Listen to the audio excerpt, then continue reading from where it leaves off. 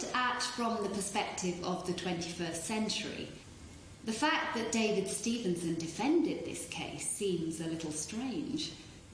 As far as we're concerned, there was a snail in the drink intended for human consumption, and there's no question in our 21st century minds that someone, either David Stevenson or the owner of the cafe, had to be legally accountable for that. But remember, this was the year 1928. The idea of consumer protection in the form of manufacturers having liability to the so-called ultimate consumer of a product, if that consumer wasn't the actual purchaser of the product, was a relatively new idea. And the huge amount of legal protection we have now regarding food and drink was still being developed. So, Mrs. Donohue's lawyer, a Glasgow solicitor named Walter Leachman, had quite a mountain to climb, legally speaking. The established law in this area was quite clear, and it wasn't in his client's favour.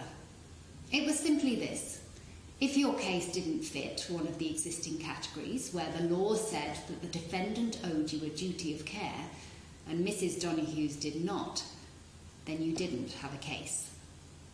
And the courts had shown themselves to be very reluctant to develop the law any further.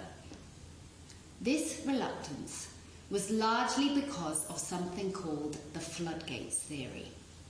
This basically means that if you allow one single case, such as Mrs. Donohue's, to create new law, then there's a danger that within a very short space of time, the courts will be completely flooded, overwhelmed in fact, with similar claims.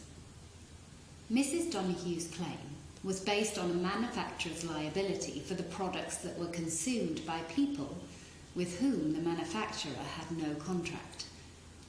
And the courts were afraid that if they developed a widespread law on product liability, regardless of who had purchased a particular product, that they would be opening the floodgates on thousands of similar claims.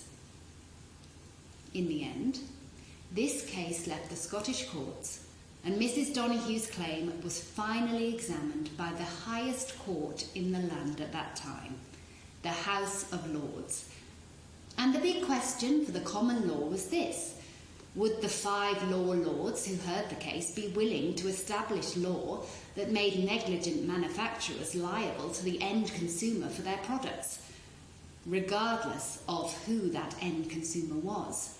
And crucially, establish liability even when there was no contract between the two parties? The answer turned out to be yes.